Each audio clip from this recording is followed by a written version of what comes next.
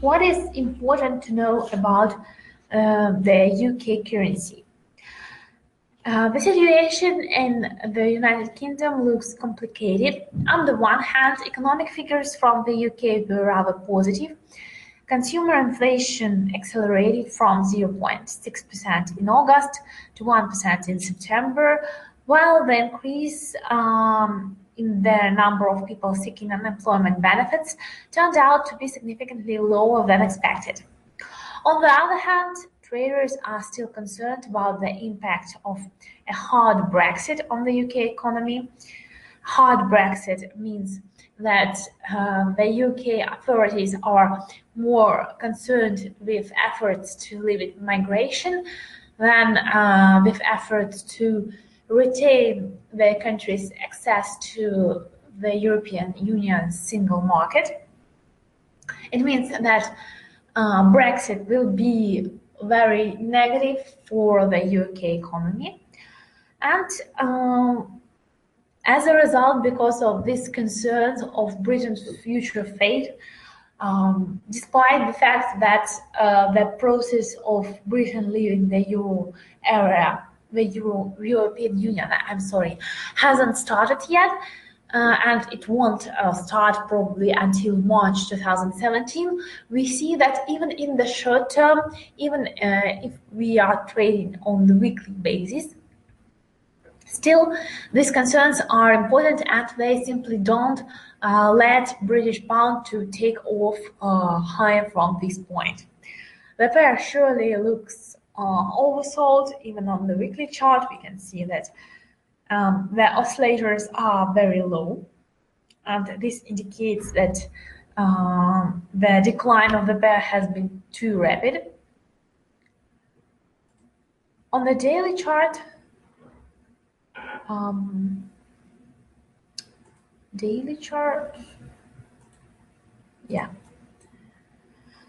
we can see that the pair is surviving a consolidation. The daily candles are very small, and here is the pair where we currently have a very low volatility.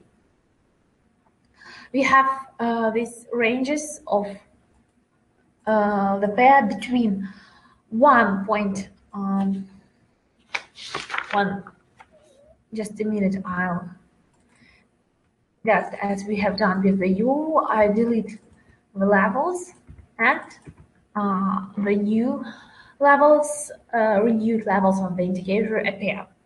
So pound dollar is holding in range between 1.2130 on the downside and 1.2328 on the downside. These are the first weekly support and resistance levels according to the weekly pivot point indicator. The pair is currently consolidating right at the middle of this range, and in my opinion, positions in British pound will have sense somewhere around the borders of this range. So we wait until either pound comes lower to 1.2130 or increases to 1.2328 to do this range trading.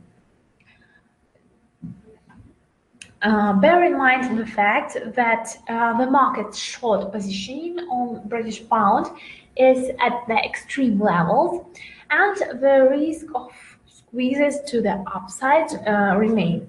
So risk management is very important for these currency pairs. Risk management is always important while trading on Forex, but for this currency pair, it is especially important.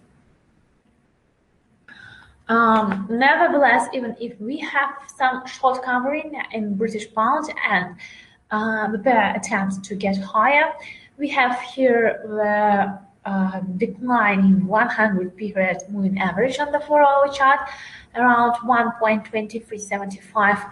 We have plenty of resistance levels, And I believe that any recovery in the British currency will be very, very limited. And these resistance levels you see on the chart will represent a good opportunity to enter short positions for the British pound. We will watch the speech of the Bank of England's Governor Mark Carney today. It will be very interesting how Carney evaluates economic consequences of Brexit vote. Also, Britain will release preliminary GDP for the third quarter on Thursday, and we'll get more evidence on the impact of the UK's decision to leave the European Union on the nation's economy. All in all, traders have priced out the chances that the Bank of England will cut rates in the near term. So dovish commands of Governor Carney will make traders push British pound lower once again. We have heard already from Carney in the recent weeks that the Bank of England has become more tolerable to the UK inflation.